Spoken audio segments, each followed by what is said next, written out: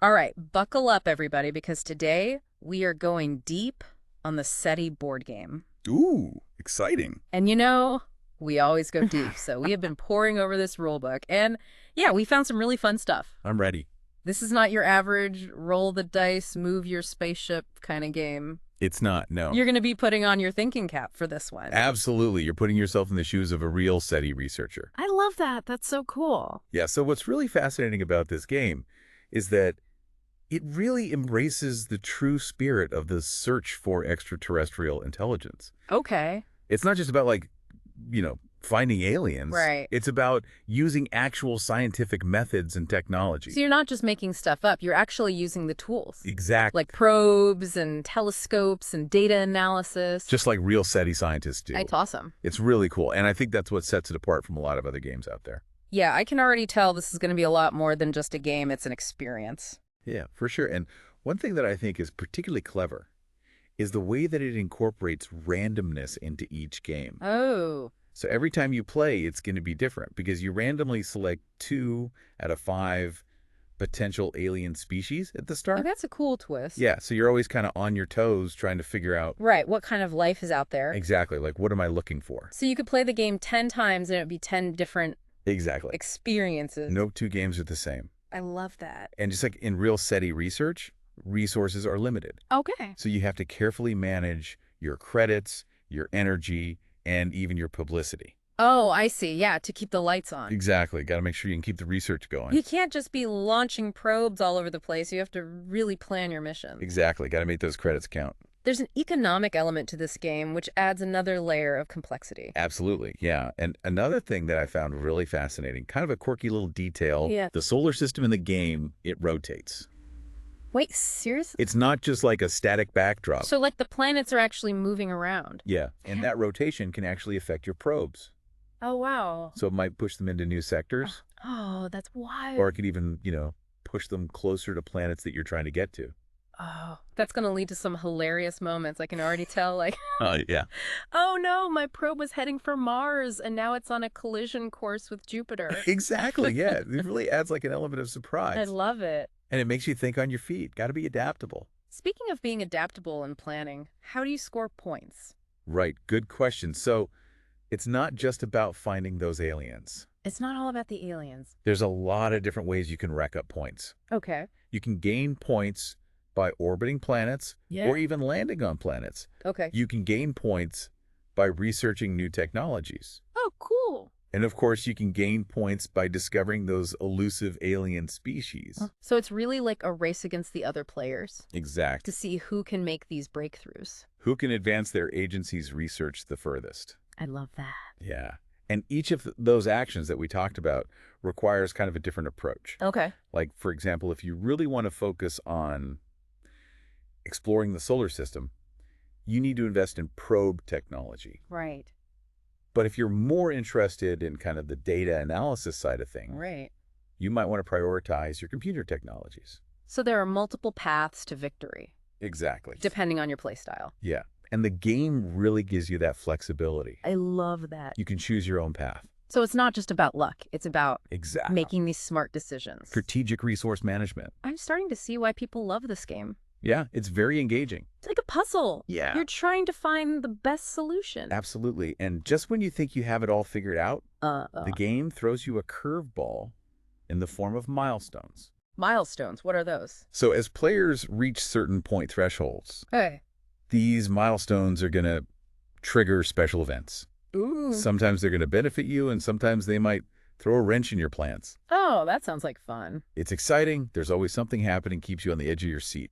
So what kind of events are we talking? So, for example, a milestone might lead to a non-player research group making a major discovery, Okay. which could really shake up the entire game. Oh, wow. Or it might unlock new opportunities or challenges for the players. So it's like you're not just competing against the other players. Exactly. You're dealing with these unpredictable events. Yeah, it adds a layer of realism. That's a good point, because in the real world, Exactly. scientific research is full of twists and turns. All the time. Oh, speaking of unexpected twists and turns, Yes. this deep dive is just getting started. Oh, yeah, we're just getting warmed up. We've covered the basic premise, but now it's time to delve into the nitty-gritty details of the game. Let's get into the nuts and bolts. And we'll start by taking a closer look at the different actions you can take in the game. From launching those probes to scanning stars to analyzing all that data. And researching those really cool technologies. Yes, can't forget those. All right, so let's take a quick break. Sounds good. And when we come back, we'll dive into the action.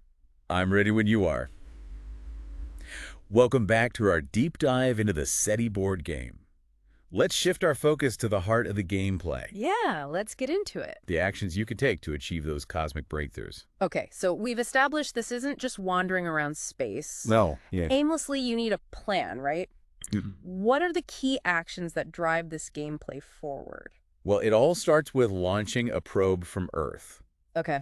Think of this as your agency's initial foray into the unknown. Makes sense. Before you can make groundbreaking discoveries. Exactly. You got to get your instruments out there. You got to get out there and explore.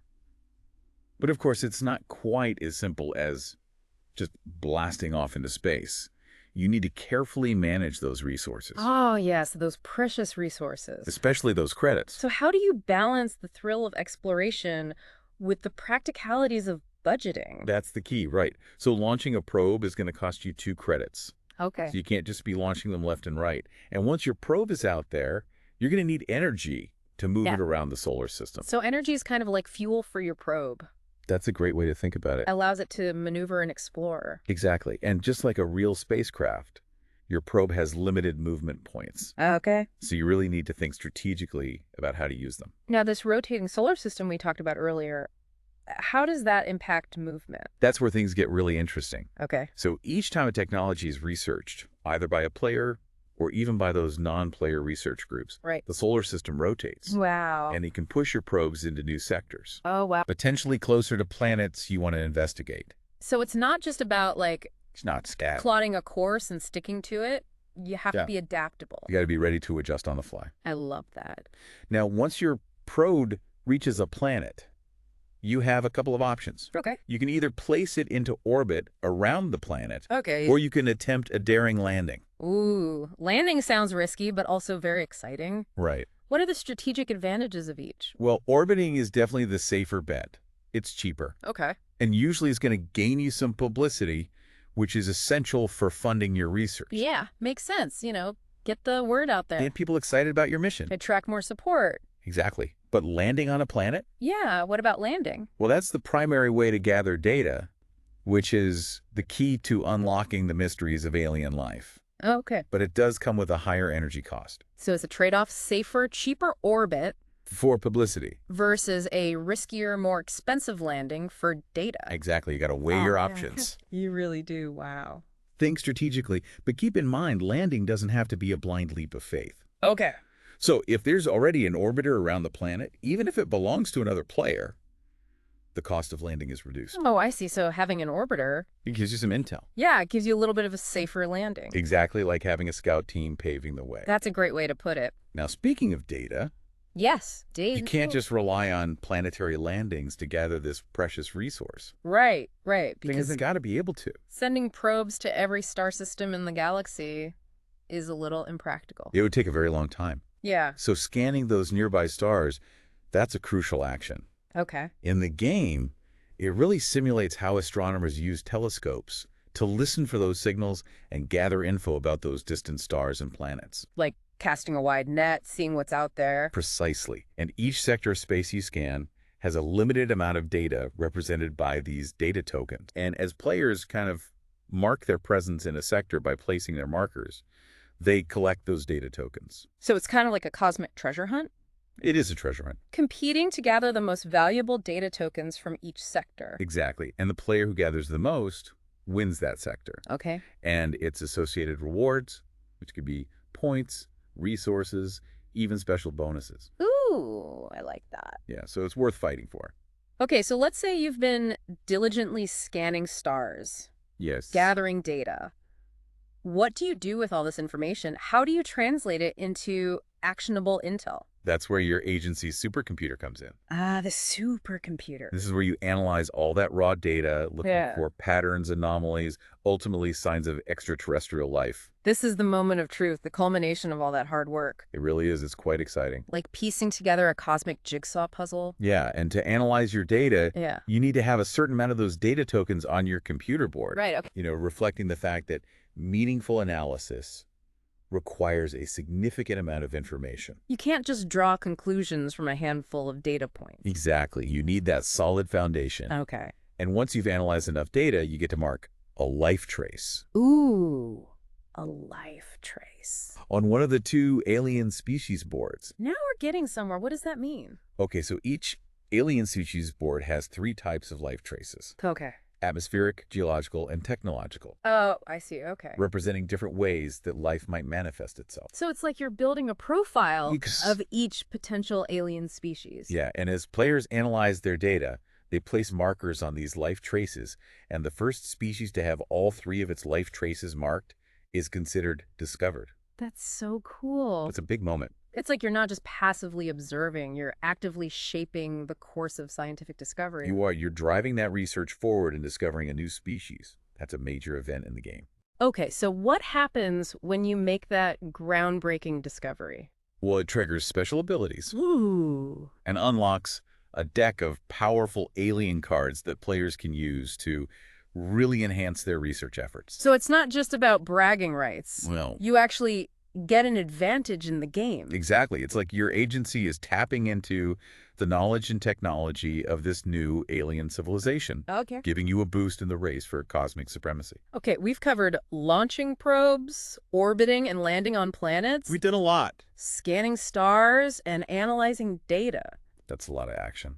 I have a feeling there's more. Oh, there's more. We've only just scratched the surface. I was going to say, yeah. We still need to delve into the strategic intricacies of playing cards, Right. completing those missions, Yes. and researching those game-changing technologies. Okay, and then there's the whole solo mode, Oh, yes. We can't forget about solo mode. where you go head-to-head with this super smart AI. I can't wait to learn more about that. We'll get to all of that. But for now, let's just take a moment to appreciate the depth and complexity of this game. Yeah, it's incredible how this game manages to capture that excitement and wonder It really is. of scientific exploration. Yeah. But it's also this super challenging strategic experience. It's the best of both worlds. I love that. Okay, so are you ready to dive deeper? Oh, I'm ready. Let's get into the strategic heart of this game. Okay. Let's explore how players can really leverage their scientific knowledge and their cunning to outmaneuver those opponents. Yes. Make history. Welcome back, Space Explorers. We've journeyed through the vastness of the SETI board game, We have exploring planets, scanning stars. analyzing data. But now it's time to face the ultimate challenge, Oh, yes. the solo mode. Here we go. This is where the game takes on a whole new level of intensity. It does, yeah. Because instead of competing against other players, you're going head-to-head with a rival research institution That's right. controlled by a sophisticated AI. A very smart AI. So it's like having this brilliant but relentless scientist Yeah. as your constant opponent. Pushing you to your limits. So how does this AI rival play? Do they have the same options as a human player? They do, yeah. The rival can launch probes, scan sectors, analyze data, research technology, all the things that you can do. Okay. But instead of managing those individual resources like credits, energy, and cards, they use a progress track. A progress track. Oh, Yeah, so it's kind of a streamlined system. instead of juggling all those different tokens, Exactly. they have this one track that represents Their overall progress, their progress. Okay. their resource accumulation. So the progress track is like their command center. It is. Yeah, it controls Yeah. their actions Okay. and their advancement throughout the game. But what about their computer? Do they analyze data like a human player? They do, but there's a twist. The rival's computer has no limit to its data pool. What? Yeah, so they can just hoard all that data. Unlimited storage. They don't have to worry about discarding. Oh, wow. That's a big advantage. It is a big advantage. And as they fill up their computer, they gain all sorts of benefits. Like what? Resources, publicity, and even those crucial life traces that we talked about. So even though they play by slightly different rules, Right. they're still competing for those same groundbreaking discoveries. Absolutely. Okay. And you mentioned that they have a preferred technology. They do, yeah. Yeah. And that's going to be determined by their position on that progress track. So you can kind of anticipate what tech path they might pursue. You can watch them, see what they're doing. All right, but you also mentioned advanced action cards. Yes, yes. So throughout the game, they have the opportunity to gain these advanced action cards. What do those do? They give them more powerful actions that can really shake up the game. Oh, so it's like they're evolving, They are. They're getting stronger. becoming more sophisticated as the game goes on. Exactly, yeah. Keep you on your toes. Okay, now let's talk about objectives. Yes, objectives. How do those work in the solo mode? So at the start of each solo game, you draw 3 objective cards. Okay. Each card has a set of tasks you need to complete.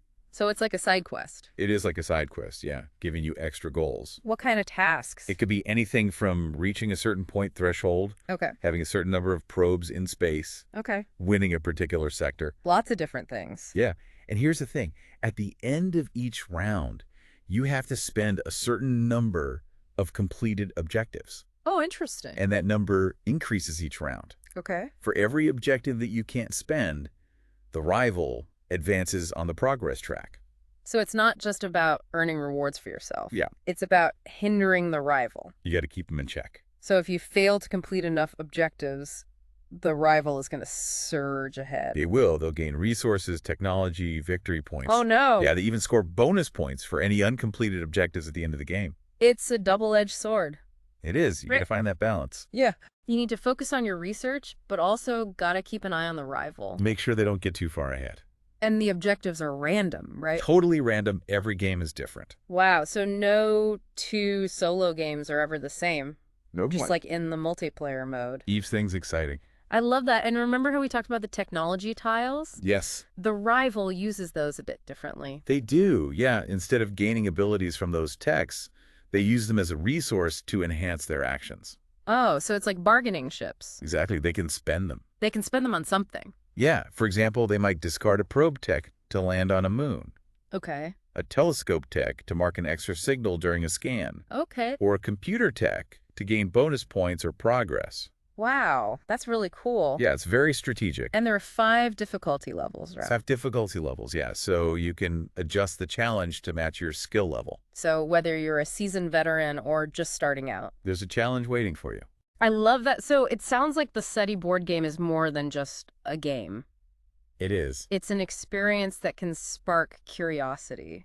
Ignite the imagination. Maybe even inspire the next generation of real-life SETI researchers. That would be amazing. And who knows, maybe one day the discoveries we make in this game will actually pave the way for real breakthroughs. I love that. That's a beautiful thought. Yeah, so if you're looking for a game that's both challenging and thought-provoking, we highly recommend checking out the SETI board game. Yes. It's an experience that will stay with you long after the game is over. Well said. Well, that brings us to the end of our deep dive into the SETI board game. It does. We've covered a lot of ground today, We've like the basic mechanics to the advanced strategies of the solo mode. It's been a journey. It's been incredible, and we hope you've enjoyed it as much as we have. We've had a blast.